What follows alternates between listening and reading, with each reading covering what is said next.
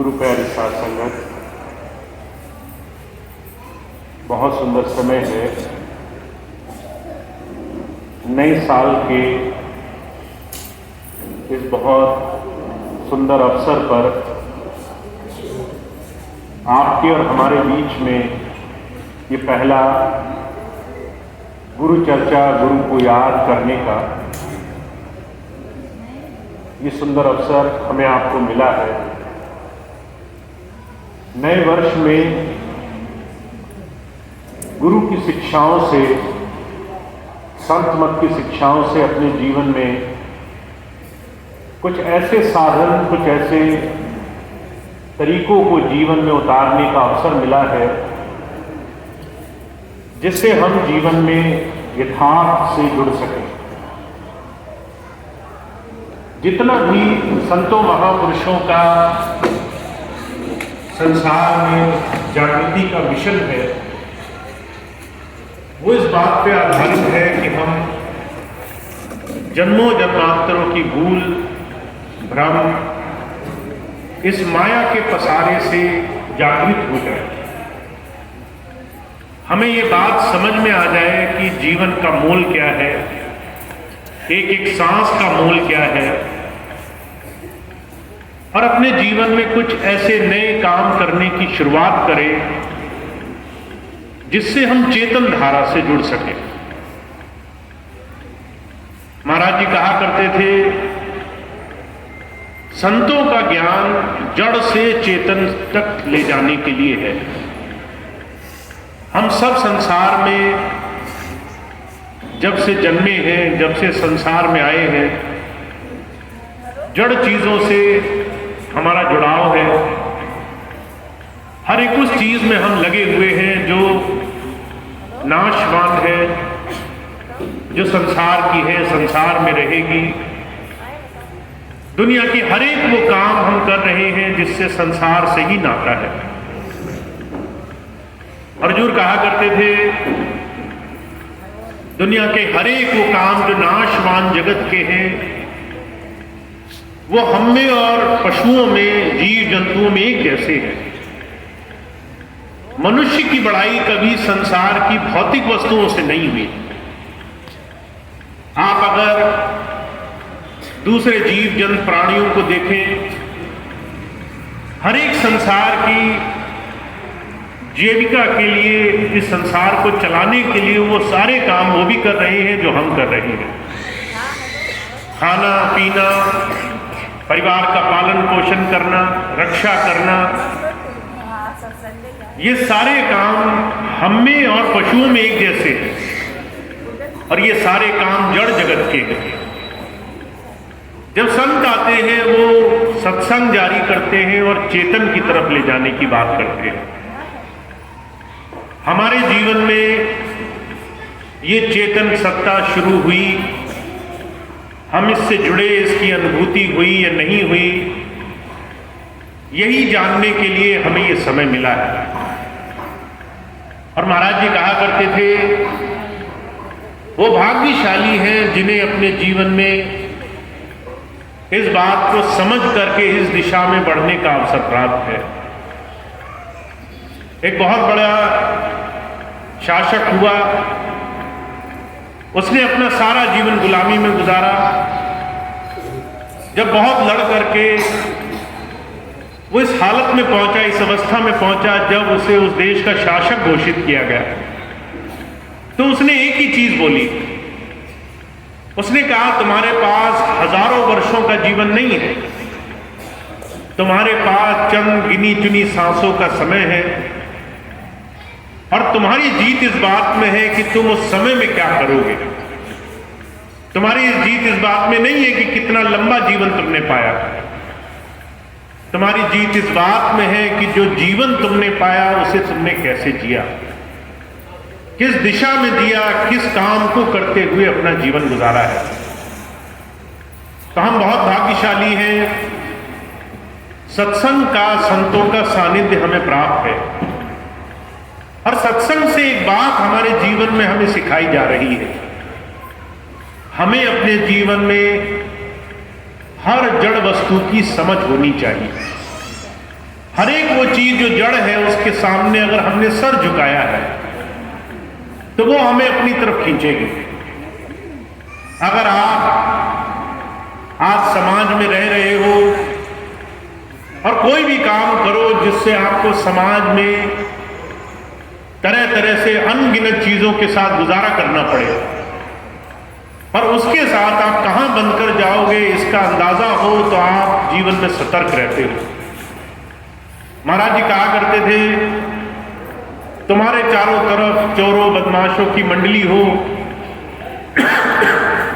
पर तुम सचेत हो कि उनकी संगत तुम्हें जेल खाने तक, कारागार तक पहुंचा देगी, तो तुम सतर्क रहोगे, तुम समझदार रहोगे, उनकी संगत से दूर रहोगे।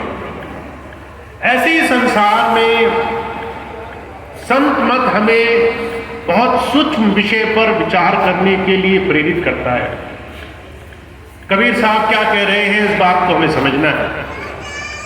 कबीर साहब कहते हैं, हमारे और आपके बीच में मन और मन से जुड़ी हुई अनगिनत संसार की इच्छाएं, ये हमें जड़ जगत की तरफ 24 घंटे खींच रही है।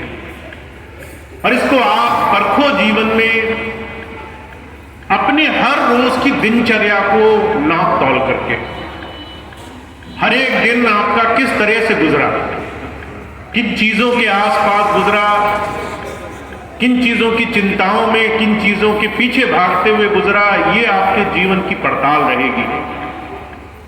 जब भी हम अपने एक भी दिनचर्या को उठाकर देखते हैं तो महाराज जी कहा करते थे, एक इंसान अगर जागृत ना हो तो वो 24 घंटे संसार की चीजों की चिंताओं में अपना जीवन गुजार देता है।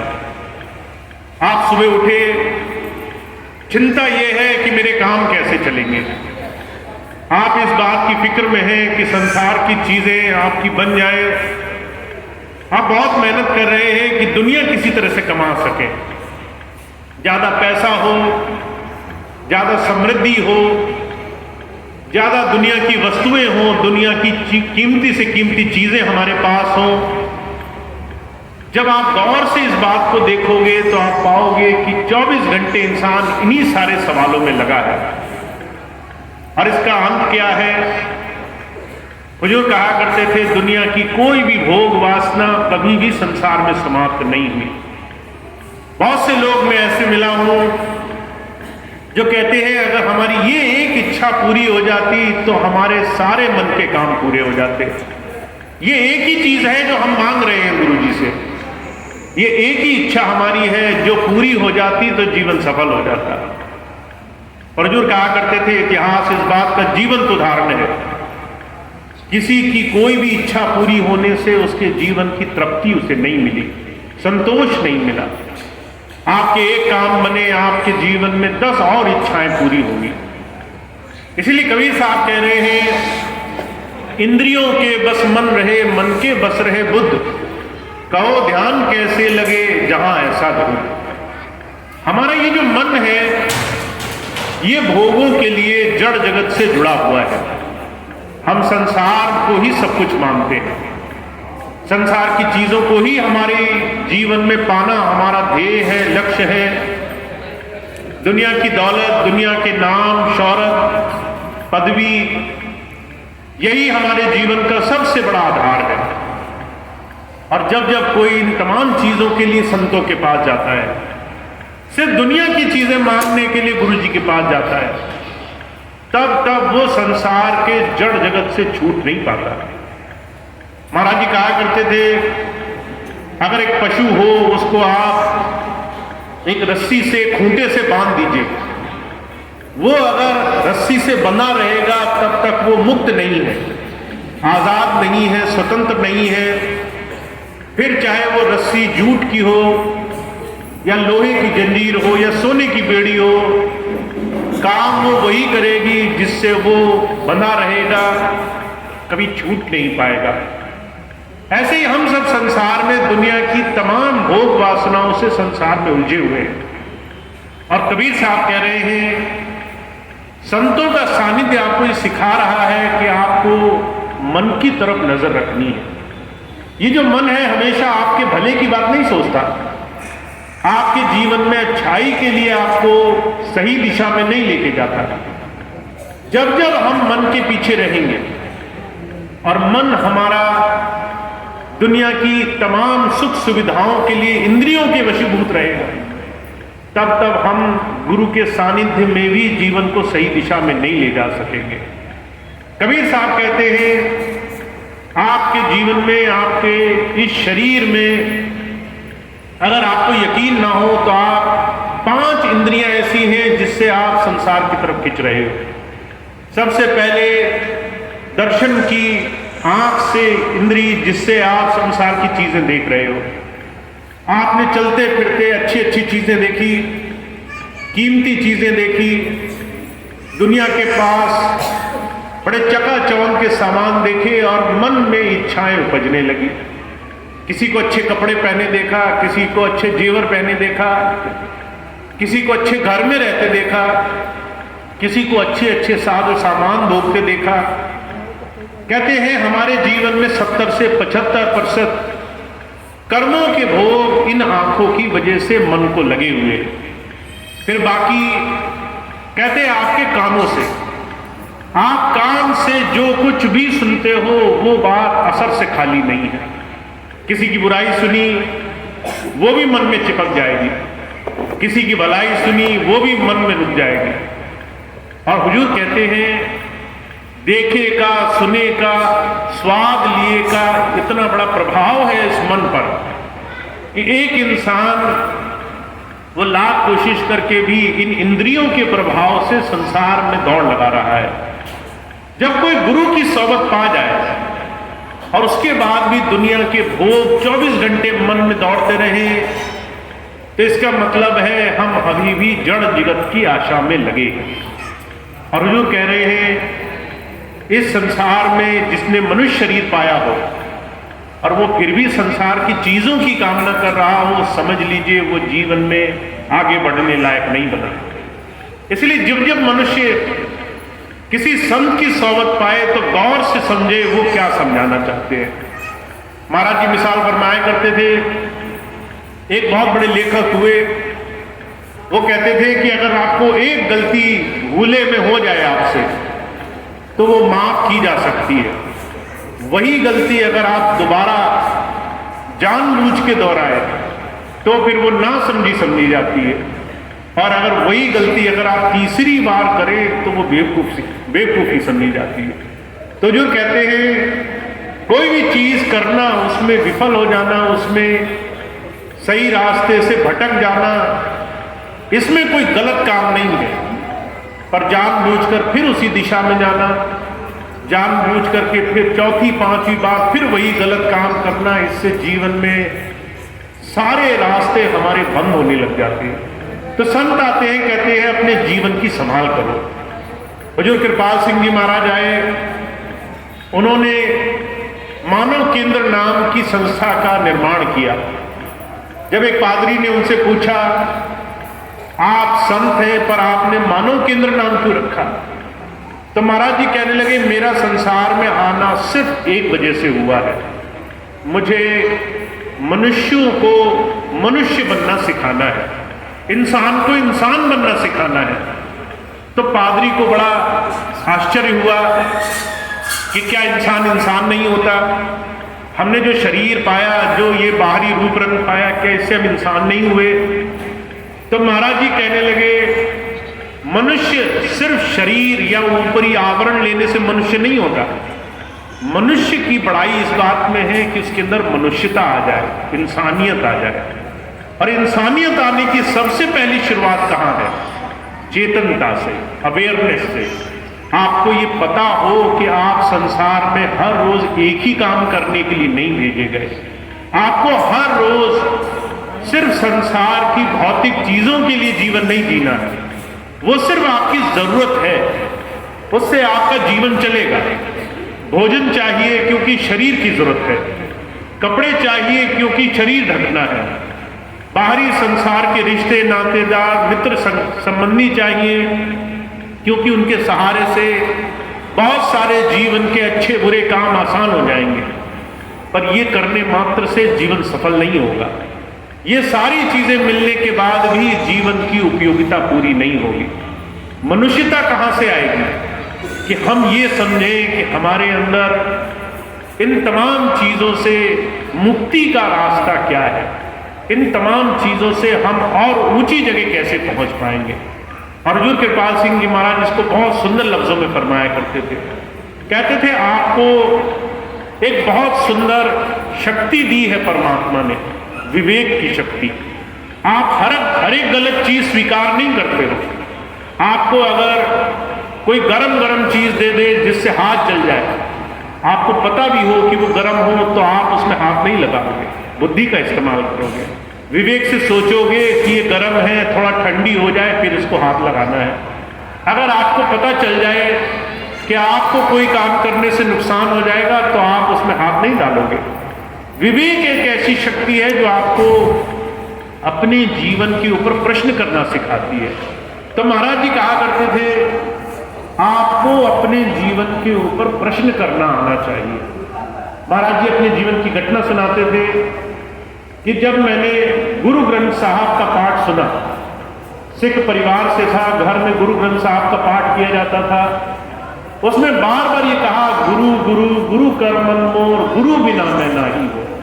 मैं गुरु के बगैर कुछ नहीं, गुरु ही मेरे मन में है, मुझे गुरु की तलाश करनी है।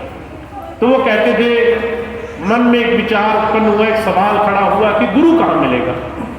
और बार बार जब मैंने अपने पिताजी से पूछा तो गुरु जी कहने लगे ये पुस्तक ही गुरु है, गुरुवाणी ही पुस्तक है और पुस्तक ही गुरु है, इसी को गुरु मानना है।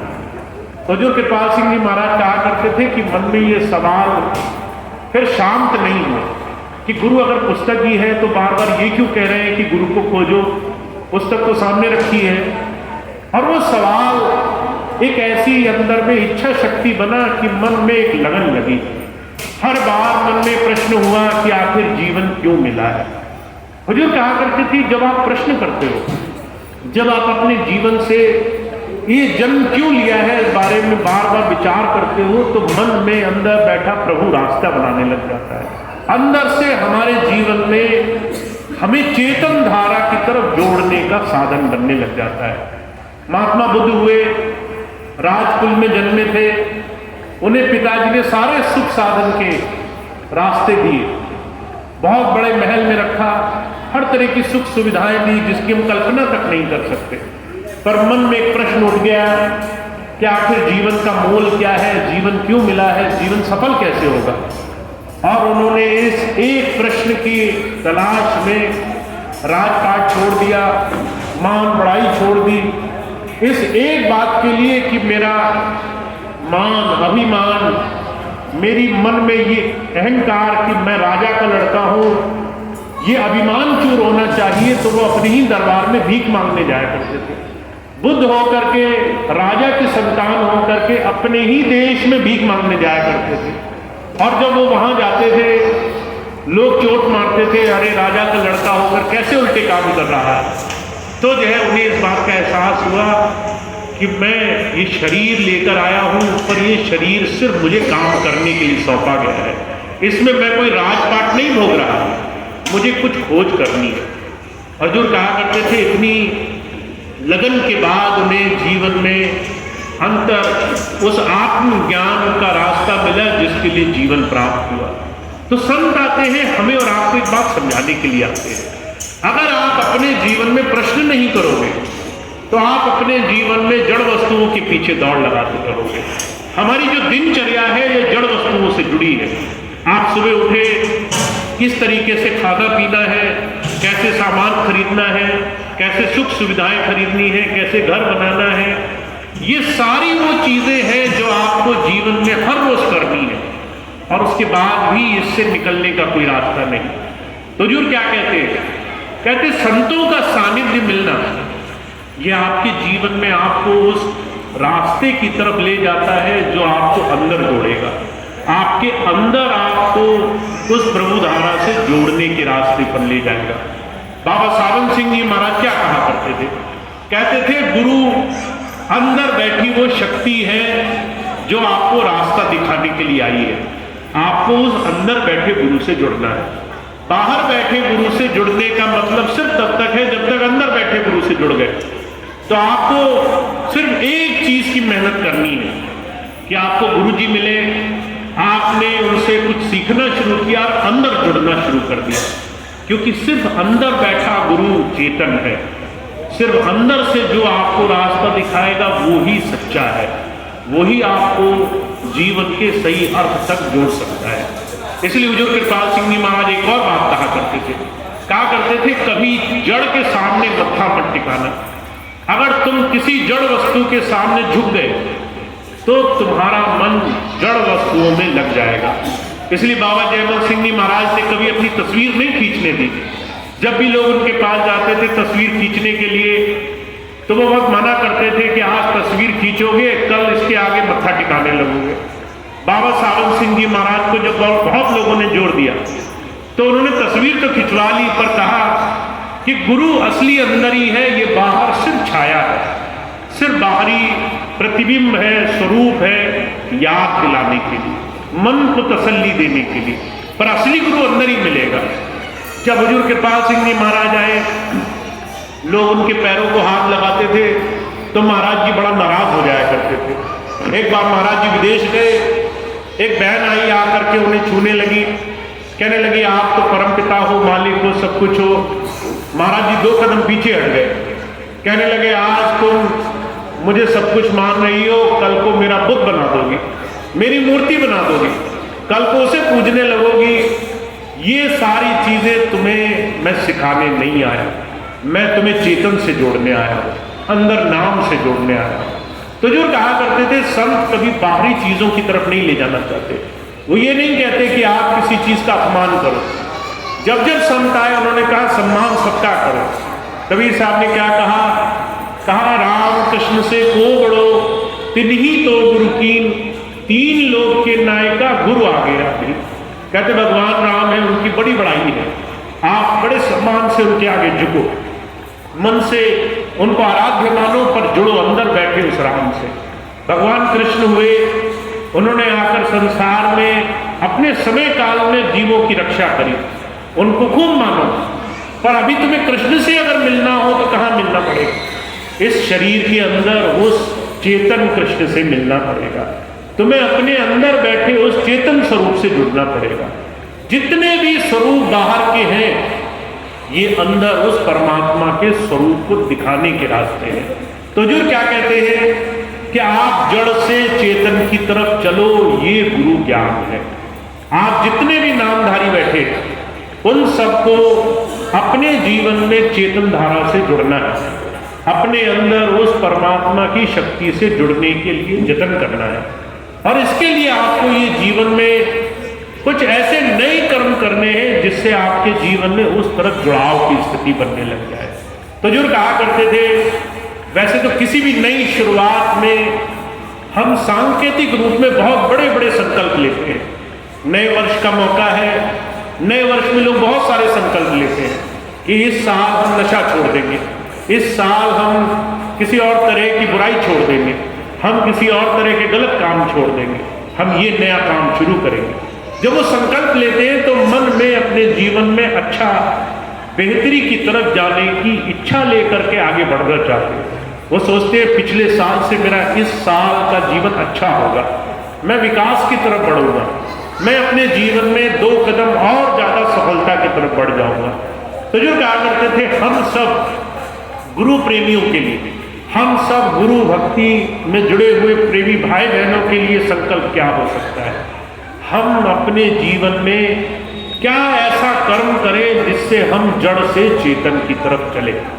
और जो कहा करते थे, इसके लिए एक छोटी सी परखी अपना करके रखो। आपकी रोज की जो दिनचर्या है उसमें मैं ऐसा क्या नया काम शुरू कर सकता हूं जिससे मेरा गुरु से जुड़ाव होने लग जाए। अब आप अपने पूरे दिन की दिनचर्या देखो, सुबह उठे, मुंह हाथ धोए, नहाया धोया, घर के काम से निवृत्त हुए, फिर नौकरी पर चले गए। जो नौकरी नहीं करते वो घर के काम में लग गए, वो सारे काम पूरे दिन करते रहे, फुर्सत नहीं मिली।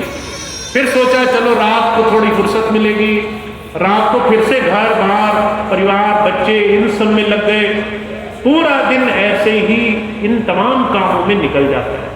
इसमें कौन सा ऐसा नया काम किया जिससे हम उस प्रभु धारा से जुड़ेंगे, उस चेतन धारा से जुड़ेंगे? इसमें कौन सा नया काम किया जिससे जीवन में कुछ नया बदलाव होगा?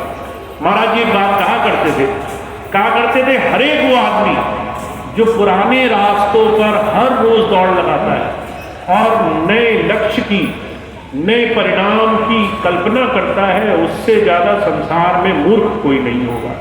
आप उन्हीं रास्तों पर चल रहे हो जिस पर आज तक आपने प्रभु को नहीं पाया, पर आपके मन में कल्पना ये है कि शायद आज चलेंगे तो आज पहुंच जाएंगे। इससे ज्यादा मूर्खता की बात क्या हो सकती है? हम हर रोज जो दिनचर्या अपना रहे हैं उससे अभी तक नहीं मिला तो आगे भी नहीं मिलेगा। कुछ परिवर्तन जरूरी है, कुछ बदलाव जरूरी है। तो बदलाव क्या करना है?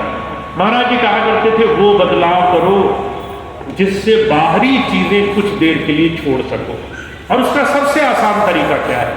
थोड़ा समय दो। आपके 24 घंटे में से क्या समय ऐसा है जो आप दे सकते हो? कौन सा समय ऐसा है जो आप अपने मालिक की तरफ निकाल सकते हो? तो महाराज जी कहा करते शुरुआत करो 10वें हिस्से से। अब 10वां हिस्सा बहुत ज्यादा लगे तो जो है आधे घंटे से शुरू करो। आधा घंटा निकालो और एकांत में बैठ जाओ। जब एकांत में बैठोगे तो जो है अपने सारे दिन की इच्छाओं की बात ना करो, पूरे दिन में जो चाहिए था उसकी बात ना करो। जो भी मन की इच्छाएं, संसार की समस्याएं, जो भी नहीं मिला, जो मिल गया, उसकी बिल्कुल चर्चा मत करो। अपने आप को एकांत में ले जाओ और वहां पर अपने अंदर उस प्रभु धारा से जुड़ने के लिए रोज जतन किया करो।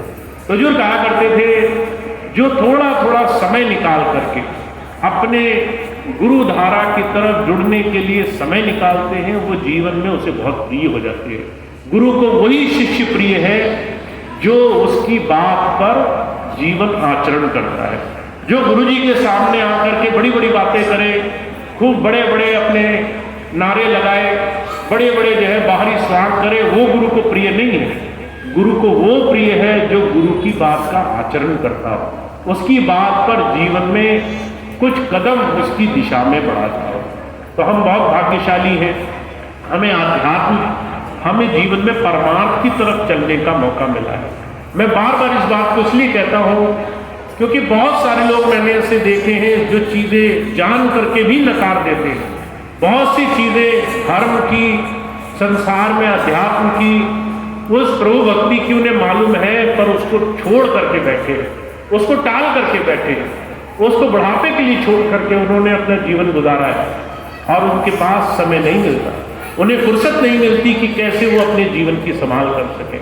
ऐसे में आप और हम जिन्हें गुरु कृपा से जीवन को परखने का मौका मिला है, सत्संग में आने का मौका मिला है, एक महीने में कम से कम 3-4 बार ऐसे अवसर मिल जाते हैं कि हम सब कुछ छोड़ करके अपने जीवन को एक बार नापते तौलते हैं, एक बार इस जीवन को गुरु की नजर से परखते हैं कि हम कितना गुरु की तरफ बढ़ने वाले बने। तो आप बहुत भाग्यशाली हैं जिसको अपने जीवन में होश आ जाए, अवेयरनेस आ जाए, चेतनता आ जाए, वो जीवन में दूसरों से 1000 गुना अच्छा है। तो आप ऐसे ही गुरु भक्ति की दिशा में हो, पर सिर्फ सोचने मात्र से काम नहीं चलेगा। मैं बार बार एक ही बात कहता हूँ, कई बार हजारों मन की अच्छी नीयत एक छोटे से बेमने से किए हुए अभ्यास से कम पड़ जाती है। आप बहुत अच्छी नीयत रखो पर कभी चलो नहीं, और आप जरा सा बेमने से चलो और नीयत आपकी अच्छी ना हो, वो चलना कारगर रहेगा, वो चलना ज्यादा सफल हो जाएगा। तो आपको अगर भरोसा ना हो कि आप कहाँ पहुंचोगे गुरु भक्ति में, फिर भी समय देते हो तो वो ज्यादा सफल है। और आप खुद मन से कहो कि हम तो गुरु जी से जुड़े हैं, पर समय न दो, हमेशा कल पर टालते रहो, तो वो बहुत अच्छी नीयत भी किसी काम नहीं आएगी। इसलिए बहुत जरूरी है हम अपने जीवन में संकल्प लें। ये हमारे जीवन का इस वर्ष का नया पड़ाव है। हम अपने जीवन में ऐसा क्या करेंगे जिससे अपने जीवन में चेतन धारा की तरफ जुड़े, ऐसे काम करें जिससे हमारे जीवन में कुछ अच्छे काम होने शुरू हो जाए, कुछ शुभ कर्म होने शुरू हो जाए। हुजूर कहा करते थे, गीता में भगवान कृष्ण ने साफ कहा है कि संसार के भोगों में फंसने से अच्छा है कुछ अच्छे काम करो, शुभ कर्म करो। और जब शुभ कर्म करते करते एक ऐसी स्थिति में पहुंच जाओ कि तुम्हें फल की इच्छा ना हो, निष्काम कर्म योगी बनने लायक बन सको, तो समझ लो उस प्रभु के देश में आने जाने का रास्ता तुम्हारा खुल गया। तो अभी हम संसार में लंपट हैं, हमें थोड़ा सा जीवन को इस तरह से बनाना है कि इससे हम कुछ शुभ कर्म करने लगे, इस जीवन में कुछ इस तरह से जीने लगे जिससे हम जीवन के कुछ अच्छे कामों में शामिल हो। हम अपने मन से, अपने वचन से, अपने आचरण से, अपने अभ्यास से कुछ अच्छे काम करने लगे। और जो कहा करते थे इसकी शुरुआत करने से अच्छा ये समय नहीं होगा, ये बहुत सुंदर अवसर है। हम अगर एक संकल्प साध लें कि हम अगर हर रोज एक अच्छा काम मन से, एक अच्छा काम अपने आचरण से जरूर किया करेंगे, तो आप देखेंगे आपके जीवन में बहुत बड़ा परिवर्तन आने लग जाएगा। तो कोशिश करें अपने जीवन में संकल्प साध करके हर रोज एक नियम अपने जीवन को दें। एक नियम ये दें कि मैंने हर रोज थोड़ा सा समय अपने गुरु जी को देना है। वो बिल्कुल निर्मम भाव से होना चाहिए, उसमें न मेरी इच्छाएं शामिल हो, न मेरी मांग शामिल हो। वो थोड़ा समय मैंने दे दिया, उसमें मैं सिर्फ गुरु को याद करूंगा। दूसरा संकल्प ये ले कि मैं अपने जीवन से कुछ एक अच्छा काम रोज किया करूंगा, चाहे मैं मन में एक अच्छे विचार को जन्म दूं, चाहे मैं किसी के लिए एक अच्छी भावना लाऊं, अगर मन में बुरे विचार आ रहे हो तो उसको रोकूं, चाहे मैं किसी के लिए मन में गाली गलोच निंदा चुगली आ रही हो तो उसको विराम लगाऊं। कोई भी एक अच्छा विचार जिसको मैं अपने जीवन में स्थान दूंगा, और कोई भी एक अच्छा काम जिससे मैं जीवन में किसी काम को अच्छा करने की कोशिश करूंगा, चाहे वो माता पिता की सेवा हो, चाहे घर में अपने साथियों की सेवा हो, चाहे मित्र के साथ कुछ अच्छा करना हो, चाहे अपने स्कूल में अच्छा करना हो, कोई भी एक अच्छी चीज जिसे मैं करने का प्रयास करूंगा। हुजूर कहा करते थे जो एक छोटा सा कदम भी बढ़ा रहा है वो दूसरों से 1000 दर्जे अच्छा है जो इस इंतजार में बैठा है कि मैं बड़े ही काम करूंगा, मैं छोटे काम में हाथ नहीं लगाऊंगा। तो आपको अभ्यास को जीवन का आधार बनाना है।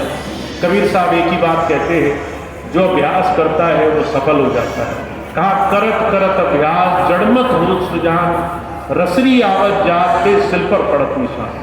जो अभ्यास करेगा, जो थोड़ा थोड़ा रोज जतन करेगा, वो अपने जीवन में बड़े से बड़े काम कर लेगा। और जो कल पर टालेगा, जो बाप की तरफ हर एक काम को छोड़ता रहेगा, वो समय बर्बाद करेगा। तो हमें इस बात का चुनाव करना है, हम अपने जीवन में किस रास्ते पर चलना चाहते हैं उसका संकल्प लें और साथ साथ उस दिशा में जीवन को जोड़ने वाले बने। तो मैं अपनी बात कहकर अपनी बात समाप्त करूंगा। नहीं